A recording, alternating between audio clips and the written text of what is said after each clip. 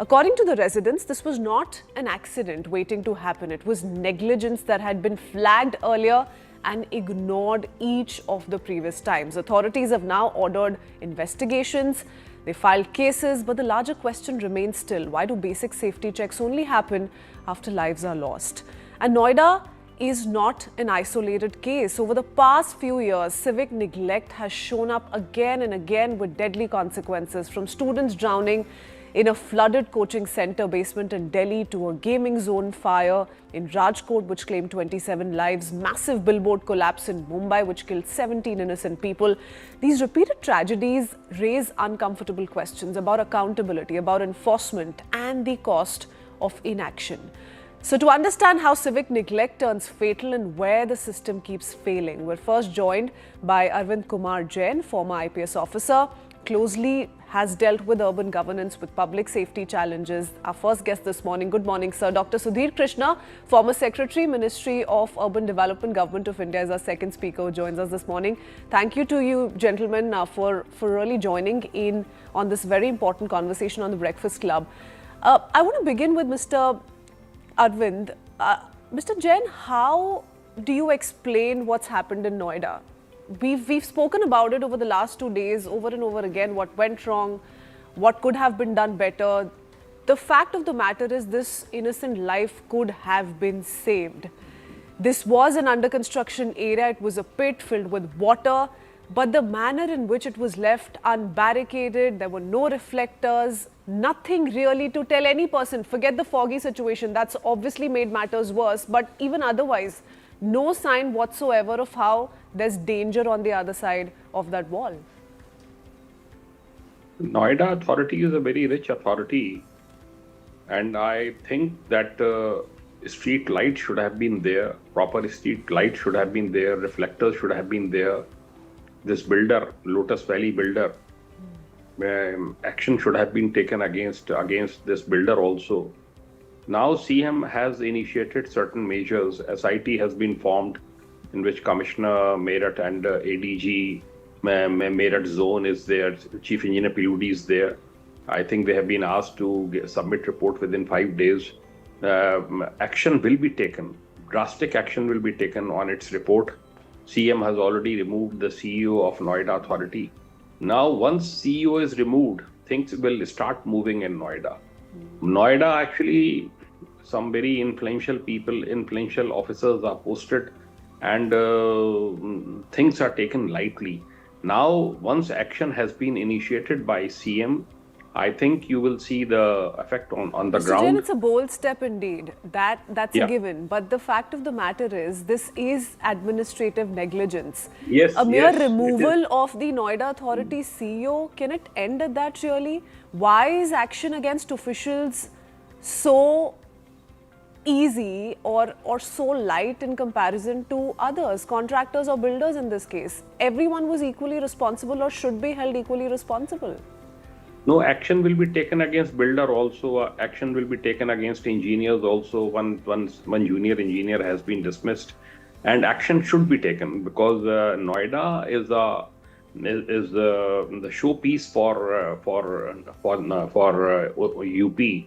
I have been SSP there, I have been DIG there, I know the potential of Noida, and so much of investment is coming. When so much of investment is coming, investors are coming, then you should have proper facilities for rescue operations. SDRF should also have been trained for that. Fire service people should have been also trained for that, because this drowning took place, this drama continued for almost 1.5 hours, and they should have intervened. Father was there, father of the poor guy was there, and he was directing officials, he was requesting them. So my action should have been taken. It's a very, very unfortunate case. And now I think... But are the police personnel not well equipped, Mr. Jain, for everyone wondering why is it that they could not save the young man? For 90 minutes, he kept fighting. He was still staying put. The police team had reached the spot. Perhaps some fire department officials as well. NDRF, SDRF were still on their way. But basic equipment, basic training, does that not happen? No, not at police station level. Knowledge Park Police Station is the area concerning area, police station of the area, they are not well equipped, and they are not trained divers and swimmers, and they are not, I think, trained for such rescue operations. Yes, few fire service personnel are trained because they are part of SDRF. SDRF is trained. SDRF should have taken command. Actually, there were iron rods were also there when, and I think that also hampered because people can't jump. There are so many iron rods all over in the pit that I don't think police people are trained for that. Very unfortunate. A young delivery agent could jump into the water, could yes. try and save that man, but nobody Yes, there. yes. And people, witnesses have said that people in hundreds were present there. Nobody could save that young man. And these are trained professionals, no matter to what extent, what degree, that's of course debatable. But which again is an alarm bell that we must train everyone who's out there to help people in ways more than one. That cannot be an excuse going forward, because these kind of emergency situations can happen at any point in time. I do want to go across to Dr. Krishna on that note. Dr. Krishna, let's talk about urban planning. Are there adequate safety guidelines out there when it comes to urban infrastructure, and they're not being implemented? Or to begin with, the problem lies in a concrete layout on what should be followed as normal safety measures? In respect of, good morning everyone. In respect of road safety, there are very clear-cut, elaborate guidelines from the Indian Road Congress. And one guideline is called the IRC SP 67. It is for road signages and what kind of signages should be there and so on. And the second is the guideline number 88 for audit, road safety audit. So there are enough guidelines. It's a question of mindset, and the people have to implement it. And you see that are there enough guidelines for under construction areas, Dr. Krishna? So there are road safety guidelines. What about urban infrastructure? No, I'm coming to that. So as far as urban infrastructure is, this is part of that only. When you design a road, then the road should have what kind of infrastructure the road should have. It is called street infrastructure.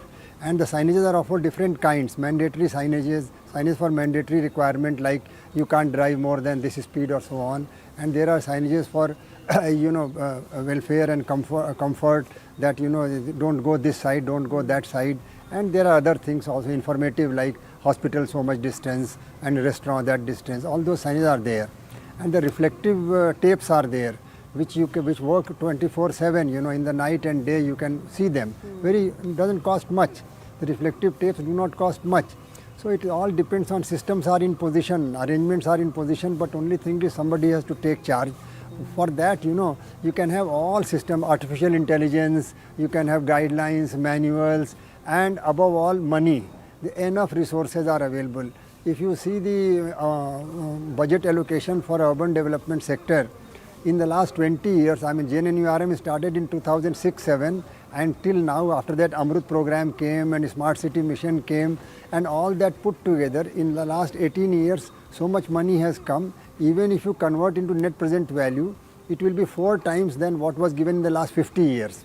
So there's so much money has come to urban development sector, unprecedented. Above all, people are willing to pay taxes. There is hardly any major defaulter in property taxation or whatever tax. So you're saying the problem is not bad policies, it's weaker implementation.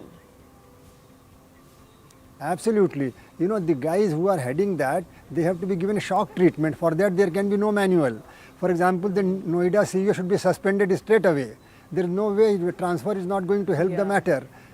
Because every other day in the rainy season the roads are full of potholes, street light don't work, and people go on tripping, accidents happen. So it only becomes a matter of news for the day and for the night. Next day again life goes on with the same potholes and so on. So what manuals are required? Enough, as I said, enough money, enough technology, enough guidelines. So a shock treatment bureaucracy at ground level, it requires to do their job as per the manuals. There are SOPs. Somebody has to inspect the roads. There are manual for inspection of roads. Who is inspecting the roads? So actual ground level inspections, if they don't happen, then no technology will help. People are now using technology for personal glorification on WhatsApp. They have done on Twitter, I have achieved this, I have achieved that. But on ground, everybody must inspect every piece of road.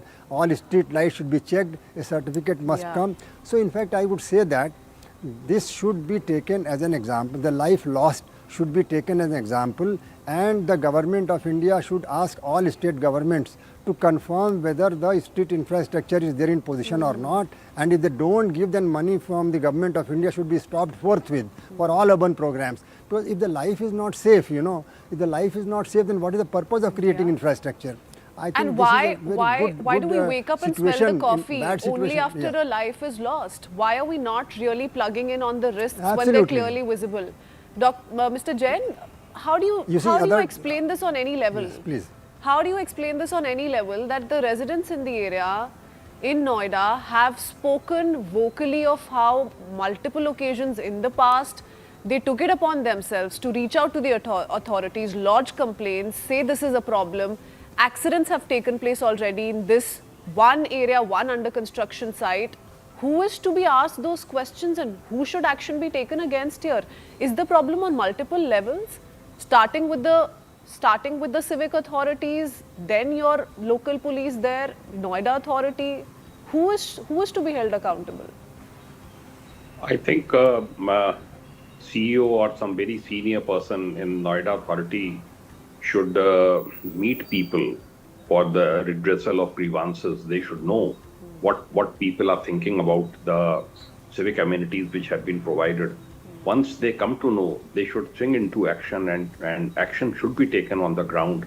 Engineers should be deployed there. I am told that after transfer of CEO, people are in the field, and now they are taking stock of all such spots, and action is being taken. This should have been taken earlier, and before this person's life was lost.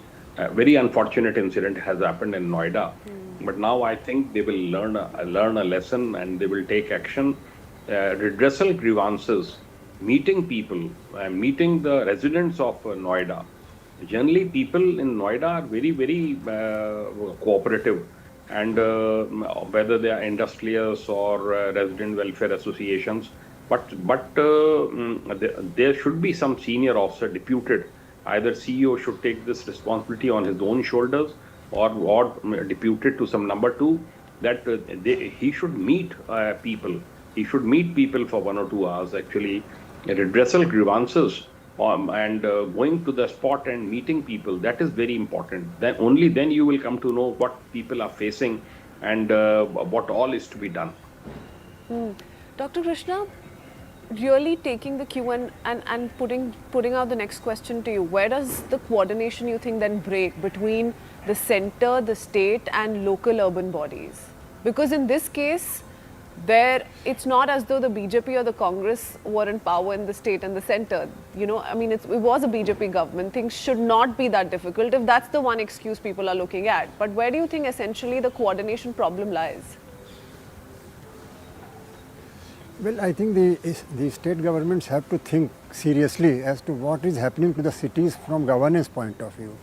You take the case of Noida. Other day I was on another channel where the co-panelist was, because I made the point that there is a district road safety committee, and the district road safety committee is to identify, among other things, the black spots. It has to review the spots where accidents have taken place in the last 6 months, 3 months, 1 month, and then find out what action has to be taken.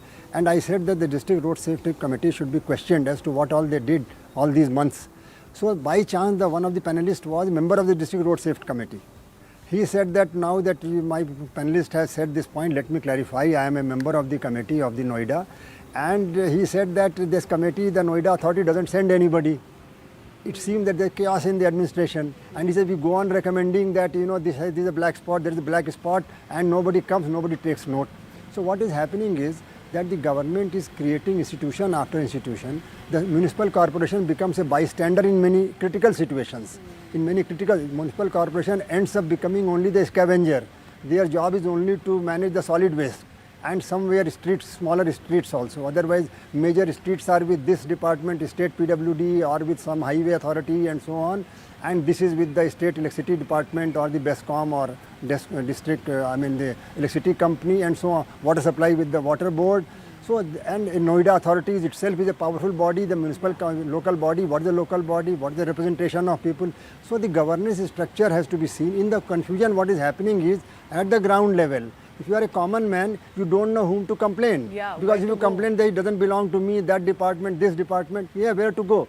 So therefore, it is high time. And in the confusion, officers are concerned about their welfare only. Ground level, the disconnect between the common man and the common man's problem on one hand and the governance structure on the other hand. So city governance has to be strengthened. Yeah. It requires a big heart because big level authorities are there, Noida authority, this water board authority, that authority, and police commissioner and so on and so forth. The easiest thing, Dr. Krishna, is to pin the blame onto the builder and the contractor. That it is the builder's responsibility to ensure those safety checks are in place. Yes, it is. But if it's not in place, if proper rules and regulations are not being followed, there has to be a crackdown. Someone has to pull up people who are committing wrong. That's where the problem really starts shaping up and starts escalating. Gentlemen, stay on with us. This is one part of the problem, one aspect to civic apathy that we are bringing to the table today. But there's also lots of other details that are trickling in from other parts of the country, from roads to railways, story of urban apathy repeating itself. Let's talk about Bengaluru. The Bengaluru suburban rail project was announced as a solution to one of India's worst urban mobility crises. A project meant to decongest roads, cut commute times, and give the city a modern public transport backbone. Now, the project was started initially in 1983, but years later, large parts of that promise remain just on paper. Finally, the project got a formal clearance much later. The ambitious 148-kilometer Bengaluru suburban rail project was approved by the Union Cabinet in 2020 and was originally scheduled to be completed by October 2026. Now, that deadline has been pushed to March 2030, a delay of nearly 41 months from the original timeline. Deadlines have been pushed back repeatedly, land acquisition delays, coordination failures between agencies, and stalled contracts have slowed progress to a crawl. What was supposed to ease daily life for lakhs of commuters has instead become another symbol of delay and indecision. The impact is not just administrative, it is lived daily in traffic jams, longer work days, and rising frustration. So what has stalled the Bengaluru suburban rail project, and what will it take to finally deliver what was promised to the commuters? Do remember, in all of this, another 41 long months commuters are going to be left inconvenienced. So to take this forward, we're also being joined by Sandeep Anirudhan, convener of Citizens Agenda for Bengaluru. Rather, two guests continue to stay on with us. Dr. Krishna, Mr. Jain, I'll come to you in just a bit. I do want to go to Sandeep and understand what the situation is looking like. Sandeep, how cheated do people feel? Can I just start with that? Because these promises were made close to 3 decades ago. When they were first made, this commitment first came through, it was almost 3 decades ago. 2020, finally people thought, okay, by 2026, we're going to have a local rail system in our city. Pretty much the need of the hour, given the traffic volumes in Bengaluru. It takes nowhere less than 60 to 90 minutes. That's the bare minimum to, travel from the heart of the city to the airport, for instance. Now, with this deadline being pushed to 2030, what are people making of it? Hello, good morning, and thanks for having me on your show. Firstly, Sonal, nobody is actually disappointed here because when Prime Minister Modi ji laid the foundation stone and announced that the project will be completed in 40 months, there was nothing but laughter here. Nobody believed it. All of us said it will not complete even in 40 years. And I'll give you a reason why. The first plan for a railway in Bengaluru was mooted in 1960 as a circular railway. It didn't see the light of the day. In fact, there was a wonderful body called the Metropolitan Transport Council back then. It was under the Mysore government. And when Bengaluru officially became the capital of Karnataka, for some strange reason that was dismantled. And then we don't have that unified transport planning body for the city. What is worse is in 1983, the Wrights actually put together a report for a suburban railway in Bengaluru in 1983. It could have, the interesting part of that proposal was it planned to use the existing rail infrastructure. We have railway lines running across 70% of the city already, and this is 100 years old. All we have to do is put trains on them. But it was not done. And you know why? Because it was not juicy enough. All it would have taken is about 6 crores per kilometer to set up a full-fledged suburban railway in Bengaluru. So nobody was interested because But was cheap. that the need of the hour back in the day, Sandeep? Because It always was. Bengaluru has always had traffic issues. We don't have a rapid transit system. Look at the growth. We had about 40 lakh population in the 1980s. Now we are touching 1.5 crores. But that 40 lakh was nothing in comparison to a Mumbai, let's say. I think that's that's where the gap lies. Yeah. That is true. But the problem is Bengaluru grew from a very small, sleepy town to a huge metropolis in a very rapid pace. So the problem was we never had mass rapid transit, and there was no imagination among the bureaucrats here on how a metropolis should handle its mobility. We were so focused on, using roads for transport. And this could have been corrected, and I'll tell you why. The Constitution was amended in 1992 to include the 74th Amendment, which prescribes that the city should have a Metropolitan Planning Committee, which is the planning authority. Now, why this Metropolitan Planning Committee is very important, also in the context of Gurgaon, I'll tell you why. Because this is the single agency which is mandated to have all bodies under it. You can have central agencies, you can have state agencies, and you can have city agencies as part of the Metropolitan Planning Committee. No other body allows this. So you can resolve all problems in terms of coordination.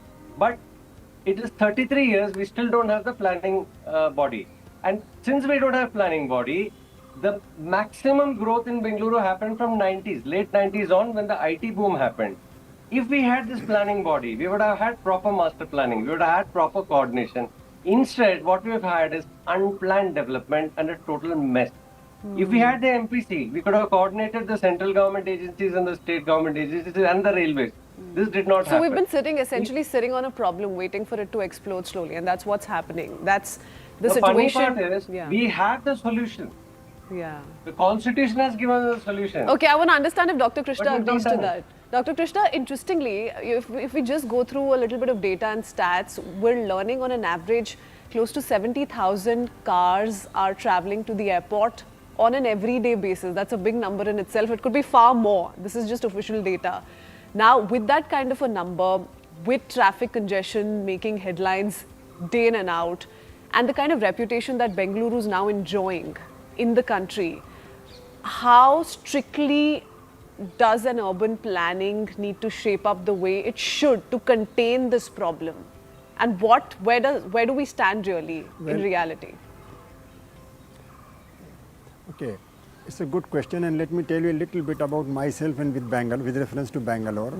I was an officer of Karnataka cadre of IAS, and I was Bangalore Metropolitan Region Development Authority Commissioner also. Lovely. And so I know a little bit more also about the subject, and little bit, not that I know everything. But I should tell you that a master plan has been prepared for the Bangalore Metropolitan Region, which covers a large area, and a very fine satellite town ring road has been planned. It is STRR, Satellite Town Ring Road, which will connect all the towns surrounding Bangalore in a ring fashion.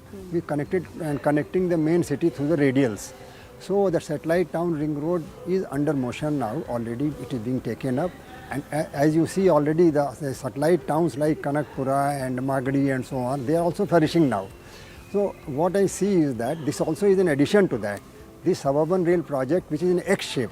It is an X shape connecting, the satellite towns from one to other end through the Bangalore city. It's a very ambitious and nice project.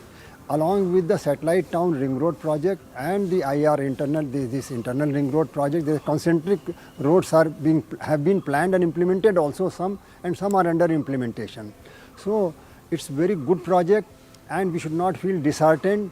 That is a positive side of it.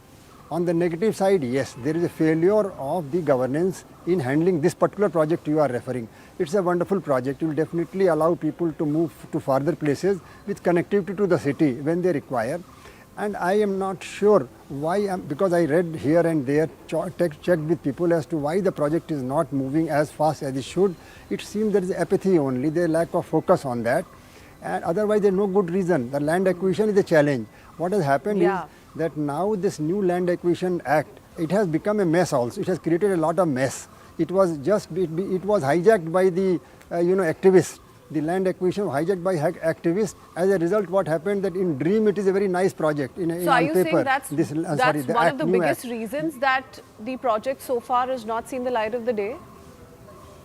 Yes, lack of land availability. That is why the L&T has withdrawn. The L&T has officially declared that because land has not been handed over, they are not able to move with the project.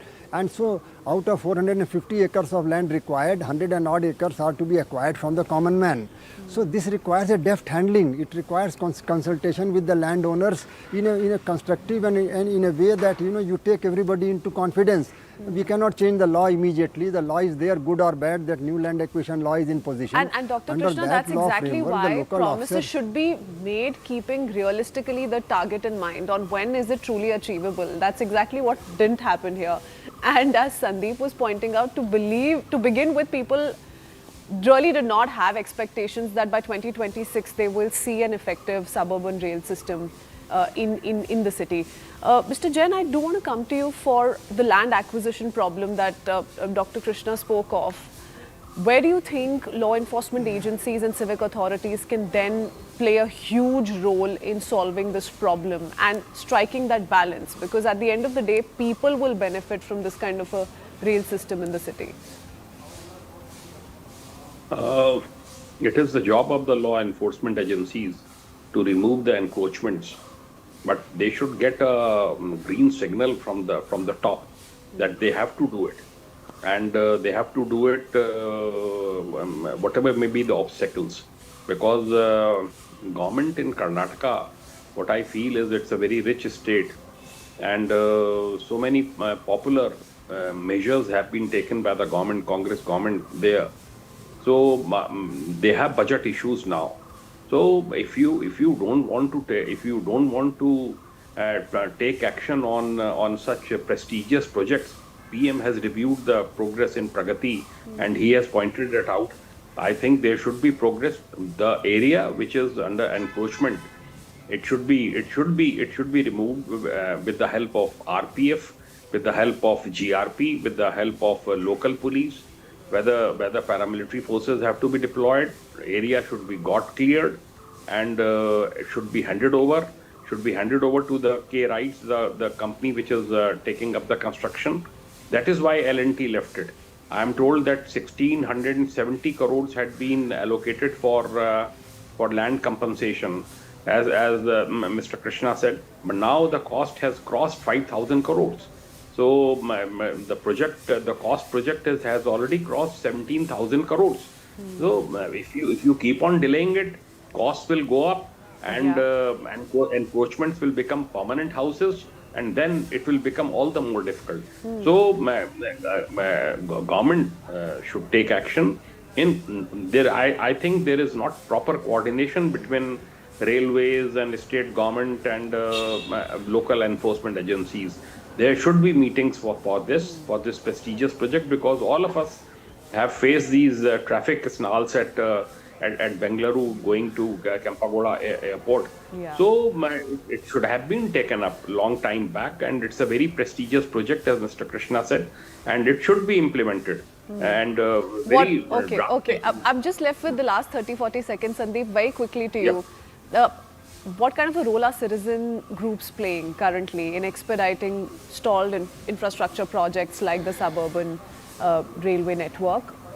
Because as Dr. Krishna was saying, there are a lot of activists who are also taking or playing a huge role in the encroachment problem as it persists, and is one of the big reasons why the project has not been able to see the light of the day so far. No, the land issue is not the actual issue for this.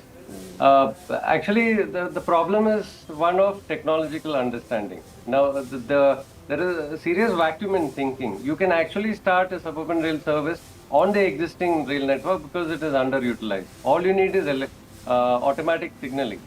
And Bengaluru being the IT capital of India, the railways are so backward here, they don't have automatic signaling. If you have automatic signaling, you can have a train every 3 minutes, which is happening in Bombay already. Bombay, in every line, you have a train running every 3 minutes. In Bengaluru, in every railway network you see, you'll see 3 trains running in an hour. So basically, which is the problem in Delhi as well, is why people don't opt for local trains. If you fix the and gap, trust the metros. Suburban trains in almost every line. Why can't we do it in Bangalore? Dr. Krishna, do you has agree? suburban rail. Can the current system be put to use effectively, and that's really as simple as that? No, see, the current system has to be augmented, there is no doubt about it. But this new project is on a different platform. It's a wonderful project.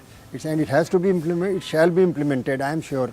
But the people who are steering it have to be there, with mindset of doing things. They have now got a new CEO last month, and I am sure he will do it is now a challenge of leadership.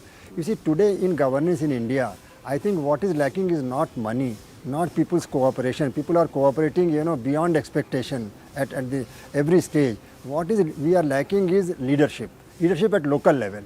Because it's a local level, the officers, their leadership, their motivation to work, their dedication, that is what is missing now. I think there is something wrong in the governance at the grassroots level. Sandeep wants to very quickly come in. I'm running out of time, Sandeep. Quickly, yes. 20 seconds to you. Yes. See, Sonal, the bottlenecks in land acquisition, go ahead. Railway land in Bengaluru is encroached by serving ministers. People who are in the present cabinet, their real estate companies have encroached on railway land which is not being vacated. So this government is not going to cooperate in setting up the rail terminal. Second thing is, politicians and bureaucrats have a habit of circumventing. See, the problem with Bengaluru is we don't have a capacity to plan. We don't have a capacity to govern. There are prescribed instruments for it. You need mechanisms, right? You can't just, every IAS officer comes, he will set up a project on his own, he will create something of his own. When he's gone, it dies. There are prescribed mechanisms which all of them avoid. Why don't we have a metropolitan planning committee for the last 33 years? The likes of Mr. Krishna will not answer that. This is what I don't like about a bureaucrat. Why can't you stick by the constitution? Do it how it has to be done. And besides, to begin with, even before that, let's talk about leadership. What Dr. Krishna also said, leadership. These are people who've been voted to power by Bengalurians, and imagine stalling projects that are going to help ease their life, help them commute better in shorter period of time. So there shouldn't be a question mark really there, and this should be expedited no matter what. Thank you, gentlemen. We're running out of time. Sandeep, we will keep touching upon this, because if this is happening in 2030 and just going by that figure, let's see. Let's hope for the best. The short answer to that is follow the money. Okay, gentlemen. Thank you so much. Thank you for joining us this morning. Appreciate you sharing your point of view. Heading into a very quick break with that. On the other side, we shift our attention to a person of interest, Amit Desai. He's an engineer who's invented a breakthrough wearable device to aid Parkinson's patients walk without fear. We'll talk about his innovation, the idea, the thought behind it in just a bit.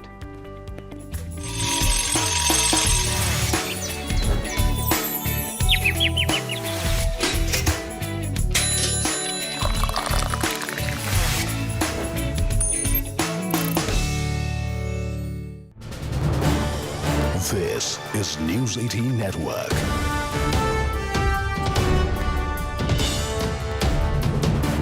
India's largest news network.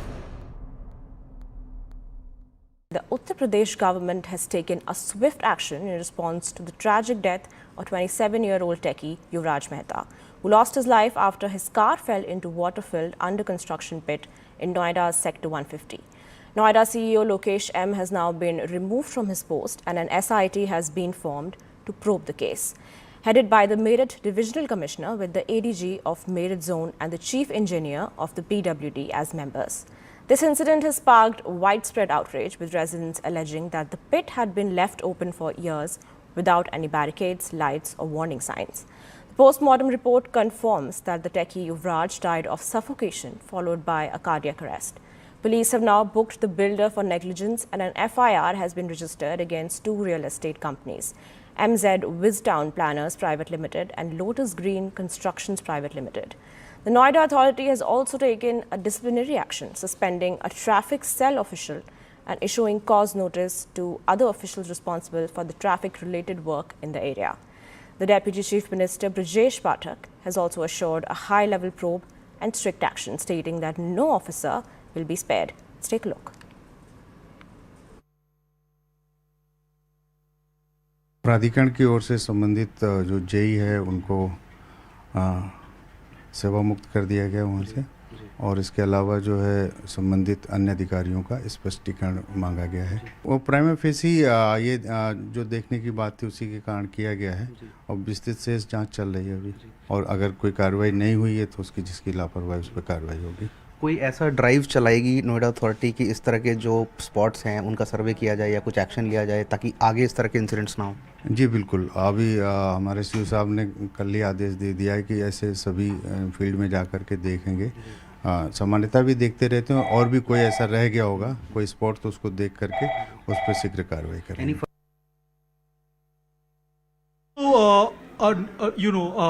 Doctor, you're also an MP of Noida.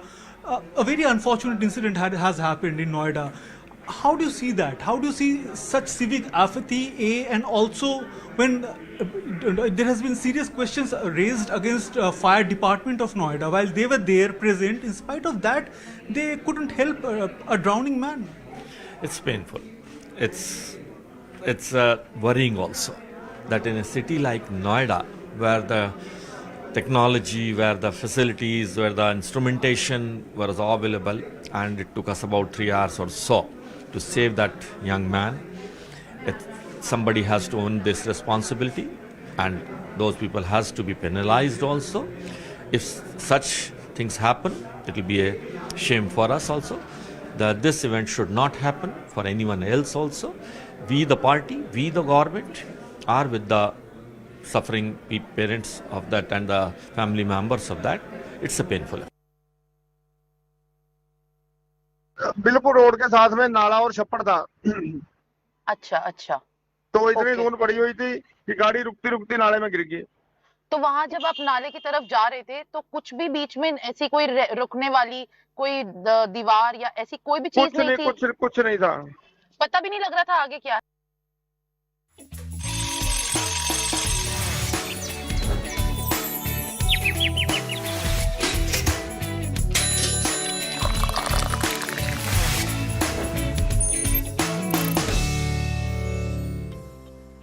Welcome back. We return with our person of interest this morning, Amey Desai. Amey is an engineer and the founder and CEO of LifeSpark Technologies, a Mumbai-based company focused on technology that helps people with neurological conditions. His most talked about innovation is Walk.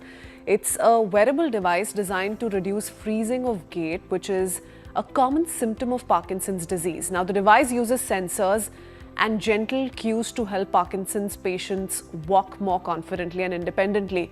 The motivation behind Walk was both personal and scientific for men. We'll understand that story from him in just a bit. But what started as a personal concern has now become a tool used by nearly 300 families across India. So let's go over to him to understand more about the device and how it's helping people with Parkinson's. Good morning, Amey. Hi, thanks for joining us on the Breakfast Club.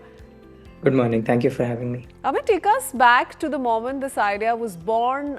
What problem were you trying to solve here, and what really inspired Walk? Well, so we started up just around the time I had graduated, and it was a confluence of many factors. My grandfather had fallen and had a hip fracture. At the same time, I was abroad, so I couldn't help, but I was seeing the amount of difficulty that someone has getting back on their feet after a fall like that.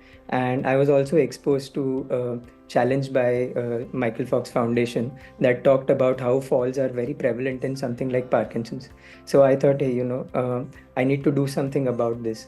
And that started my journey towards building something that prevented falls and improved mobility in general in older ages.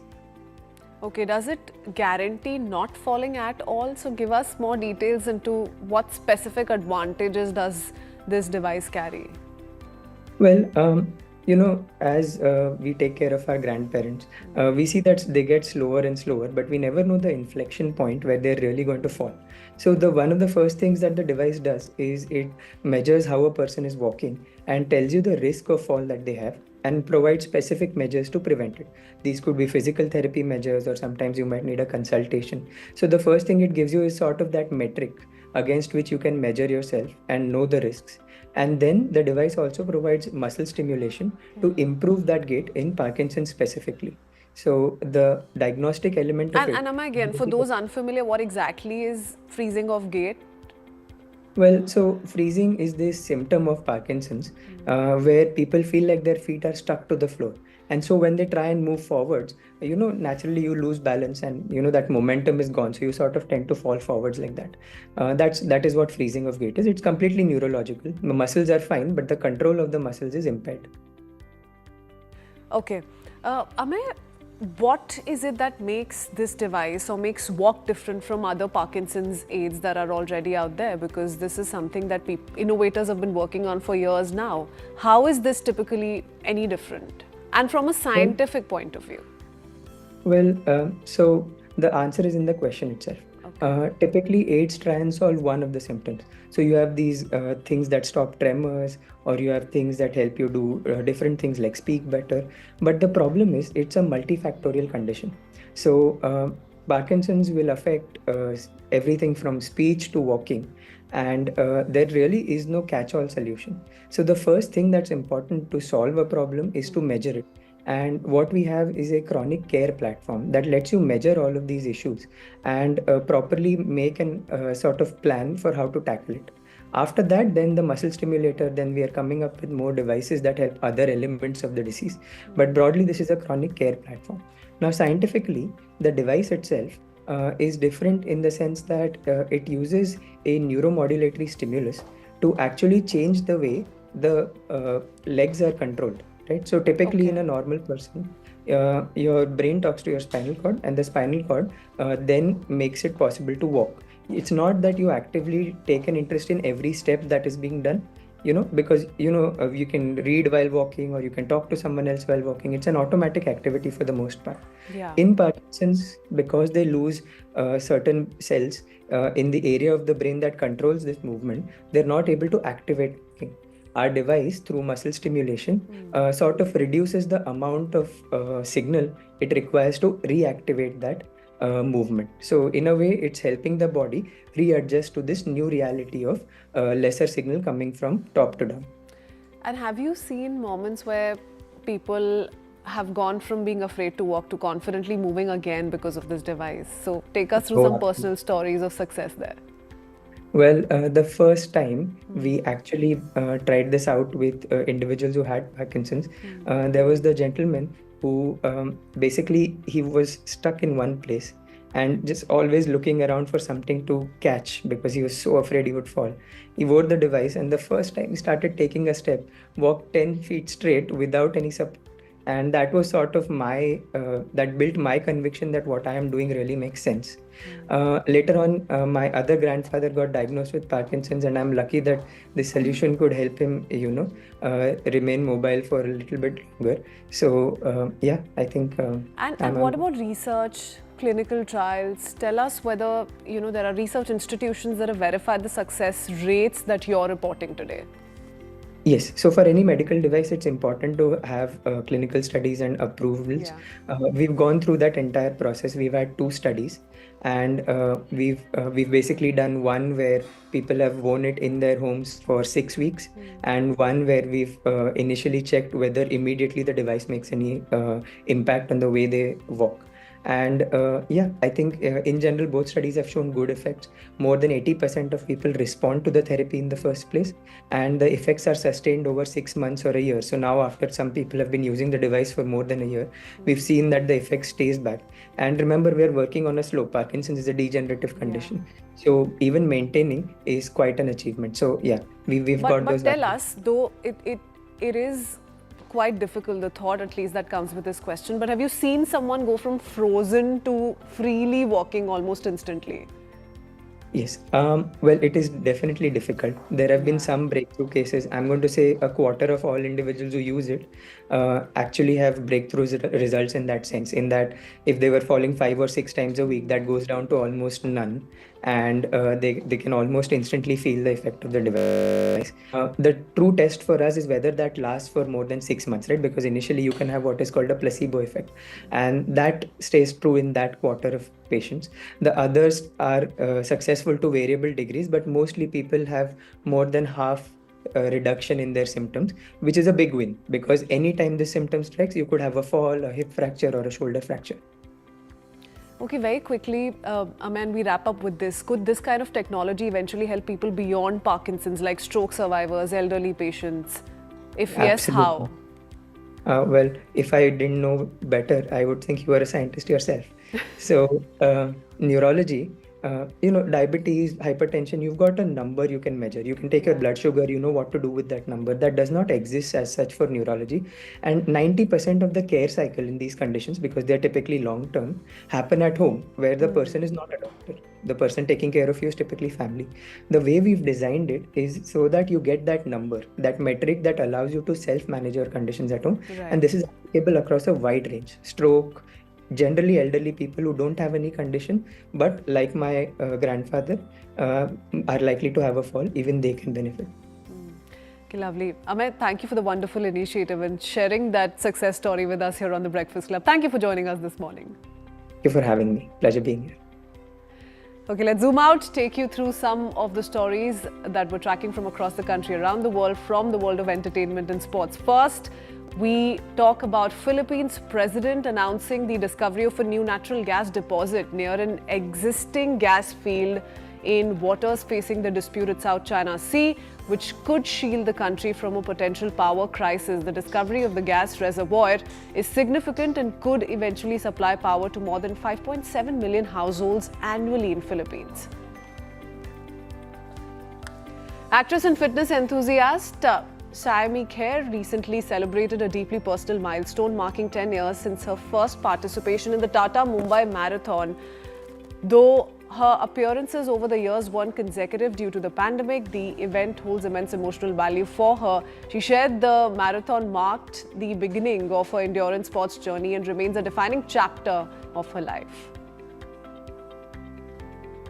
Selena Jaitley has shared a deeply emotional singing clip on Instagram that has struck a chord with many. In the video, the actress performs a heartfelt cover song, her voice steady yet filled with emotion. Alongside, Selena wrote about ending silence and healing, explaining how some endings can free a person rather than break them. The post comes amid her ongoing personal and legal struggles with her husband.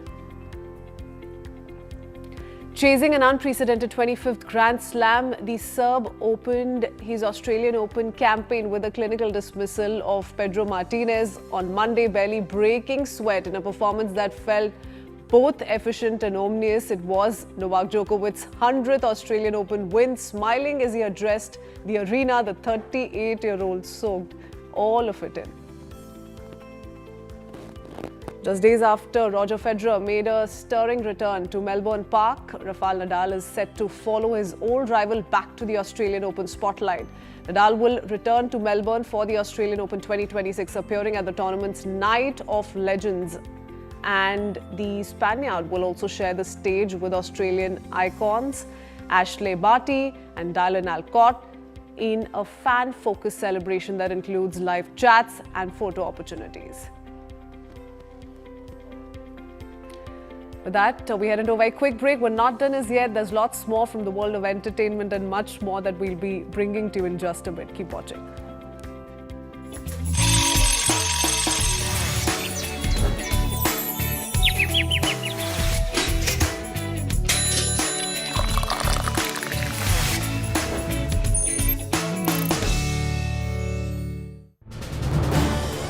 This is News 18 Network.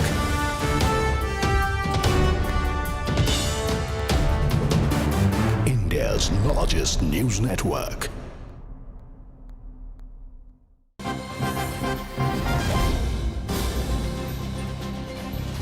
And shifting focus to another breaking news coming in, Akshay Kumar's security vehicle was involved in a road accident on Monday evening in Mumbai. The incident took place when the actor and his wife Twinkle Khanna were travelling to home from the airport to their Juhu residence.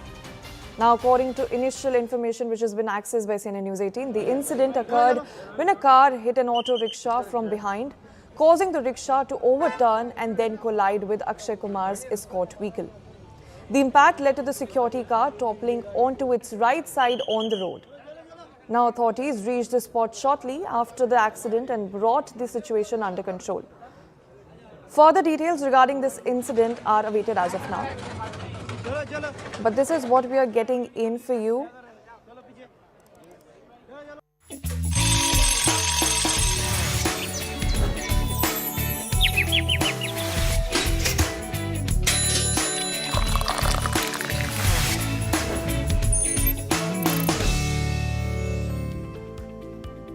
Welcome back. If you've been on the internet lately, chances are you've also been smacked in the face with major 2016 nostalgia that's suddenly taken over everyone's feed.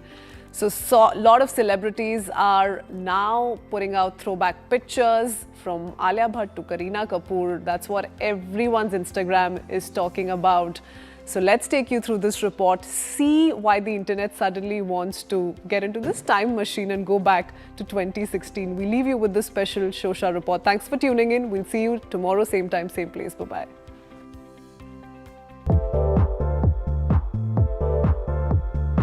If you have been doom scrolling on social media lately, chances are your feed too has been hijacked by blurry selfies and puppy ear Snapchat filters that scream mid-2010s internet like never before.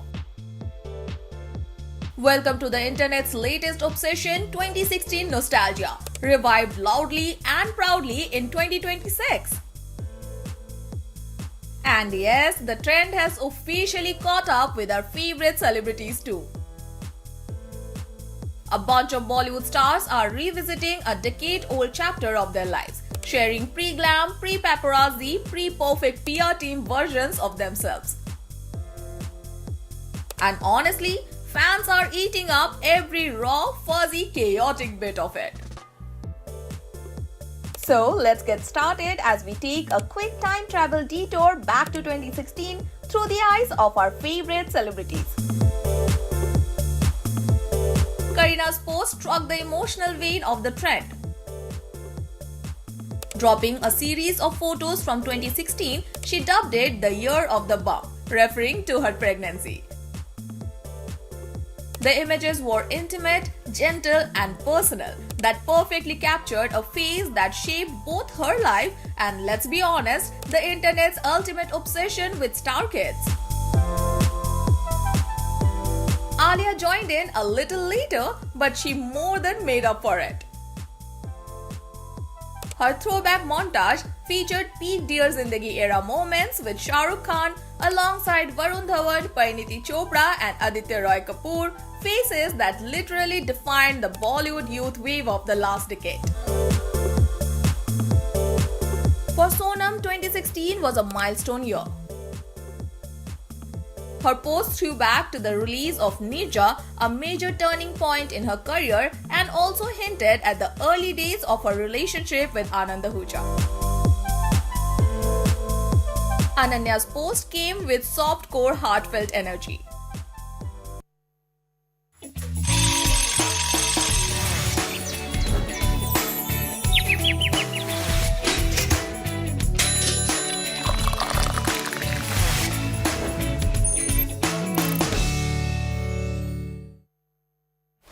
The world is rapidly evolving. It is also extremely interconnected. Developments in the White House can change business trajectories, even affect the common man here in India.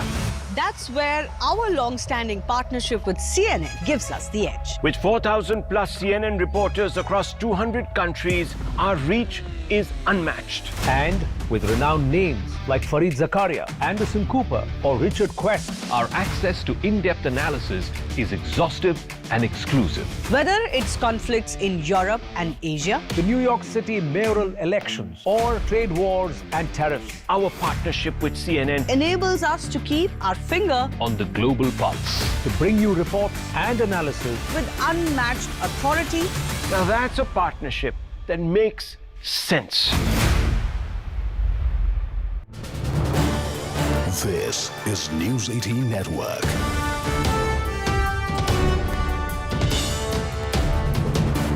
India's largest news network.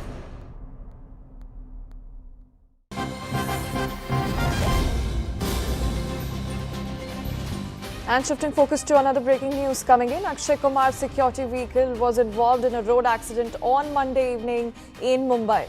The incident took place when the actor and his wife Twinkle Khanna were travelling to home from the airport to their Juhu residence.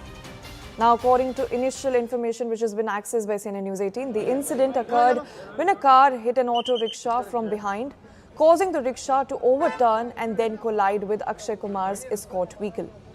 The impact led to the security car toppling onto its right side on the road. Now, authorities reached the spot shortly after the accident and brought the situation under control. Further details regarding this incident are awaited as of now.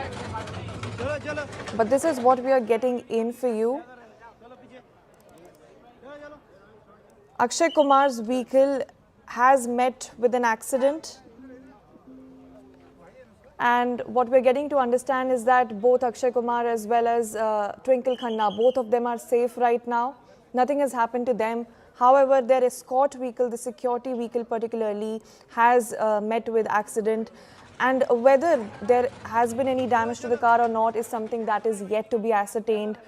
But this is what we're getting in for you. Akshay Kumar's security vehicle was involved in a road accident, and this happened near Mukteshwar Road yesterday.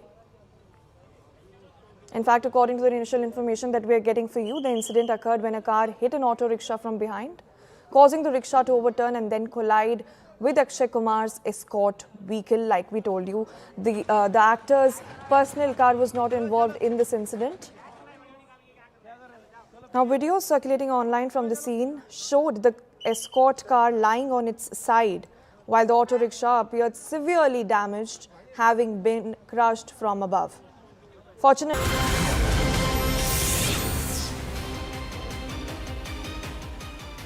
hello and welcome. You're watching CNN News 18 with me, Hem Kaur Surya, and here's a quick look at what we're tracking for you this morning. Let's get started. The Noida drowning tragedy, it sparked high-level action. Chief Minister cracks the whip. Noida authorities CEO shunted. SIT team formed as top officials, and cops now face scrutiny.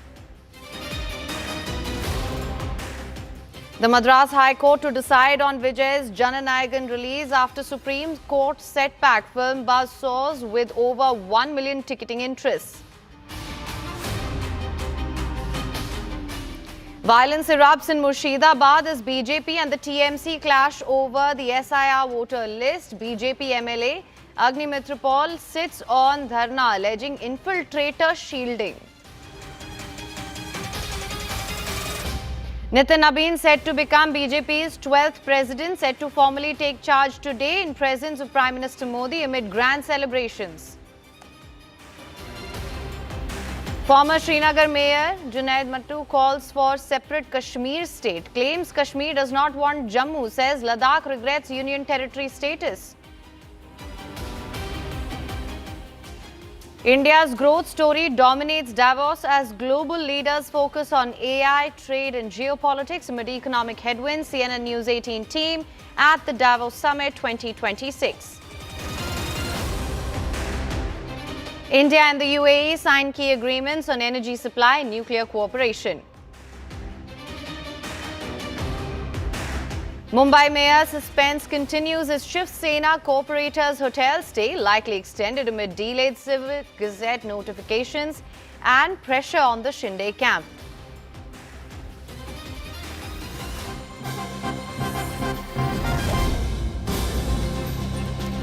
All right, breaking news coming in. Multi-state ED raids are underway. We're given to understand in Sabarimala gold theft case. The Enforcement Directorate, the ED, is conducting raids at multiple locations, including in Travancore, Devaswam Board office and residences of the main accused in Kerala as part of a probe into the financial aspects of the case. Search underway in Tamil Nadu as well as Karnataka. A team of 10 Enforcement Directorate officials carried out these raids. They are examining the documents as part of this investigation. So this is a probe that is gaining further pace. Multiple raids are being carried out across multiple states in the Sabarimala gold theft case. The ED is conducting raids at multiple locations, including Travancore Devaswam Board office as well as the residences of the main accused. Unikrishnan is part of a probe into financial aspects of this case. They're carrying out searches in Tamil Nadu, in Karnataka. A team of 10 Enforcement Directorate officials carried out raids and examined documents as part of this investigation. For more on this, we have Arunima live with us. Thank you so much for joining me, Arunima. Good morning to you. What can you tell us?